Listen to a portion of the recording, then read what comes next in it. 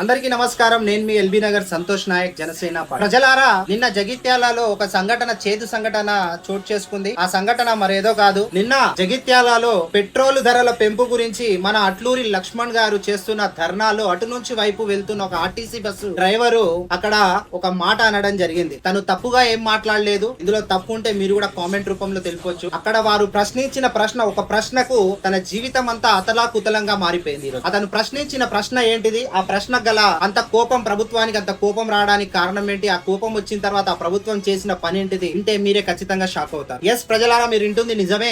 అట్లూరి లక్ష్మణ్ గారు చేస్తున్న నిరసనలో RTC driver, అటువైపుగా వెళ్తున్న ఆర్టీసీ డ్రైవర్ బస్సును కాస్త స్లో చేసుకొని ఈ పెట్రోల్ గురించి ఎందుకు, ముందు వడ్లను కొనుగోలు చేసే కార్యక్రమం మీద దృష్టి పెట్టి దాని మీద ఆలోచించండి అని చెప్పినందుకు ఈ రోజు అశోక్ గారు, డ్రైవర్ ఎవరైతే ఆ డ్రైవర్ అయితే అశోక్ గారు ఉన్నారో వారి ఉద్యోగం నుంచి తొలగించడం జరిగింది, అంటే సస్పెండ్ చేయడం జరిగింది. ఇదేనా మీ పాలన? ఇదేనా ప్రజాపాలన అని అడుగుతున్నాను. మిస్టర్ లక్ష్మణ్, అట్లూరి లక్ష్మణ్ గారు, ఇదేనా మీ ప్రజాపాలన? ఇదేనా మీరు ప్రజల నుంచి నమ్మించి గొంతు కోసిన మీకు ఇవన్నీ చిన్న చిన్న మాటలేలే. ఎందుకంటే 6 గ్యారెంటీలు ఇస్తా అని చెప్పి ప్రజలను మెప్పబెట్టి ఇప్పుడిప్పుడే వస్తుంది, రేపే వస్తుంది, రైతు బంధు రేపు పొద్దున పడుతుంది, ఇప్పుడు తీసుకుంటే 2000, రేపు తీసుకుంటే 4000 అని చెప్పేసి చైనా బజార్ లో, చైనా మార్కెట్ లో ఆవో దస్కా దస్ అని అమ్ముకున్నట్టు ప్రభుత్వ పథకాలను మీరు చెప్పి ఏ విధంగా అయితే ప్రజలను మోసం చేసిరో, అలాంటి మీకు ఇలాంటి చిన్న విషయాలు చాలా కామన్ అని చెప్పి తెలుస్తా ఉంది. అయ్యా అట్లూరి లక్ష్మణ్ గారు, మీకు ప్రజలు ఓట్లేస్తేనే మీరు ఈ రోజు అక్కడ కూర్చొని ధర్నా చేయగలుగుతున్నారు. ప్రజలు మీరు ఓట్లేస్తేనే ఈ రోజు అసెంబ్లీలోకి వెళ్ళి మీరు కూర్చోగలుగుతున్నారు. ప్రజలు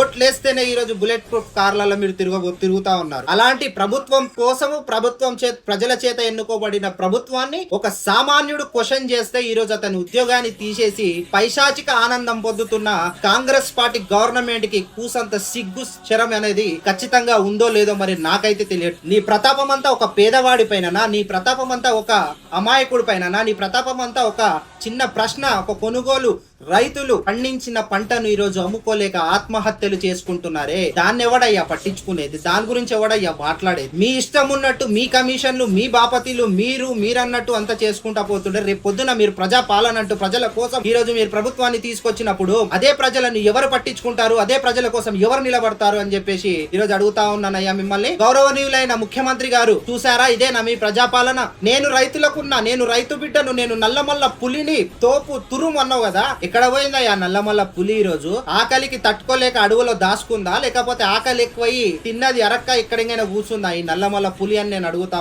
ప్రభుత్వాలకు కనిపిస్తలేవా? రైతులు కష్టపడి సంపాదించి వడ్డీ చేసి అప్పులు తీసుకొచ్చి పంటను పండించి ఈ రోజు సరైన పంటకు వారు అనుకున్న విధంగా ఈ రోజు గిట్టుబాటు ధర రాక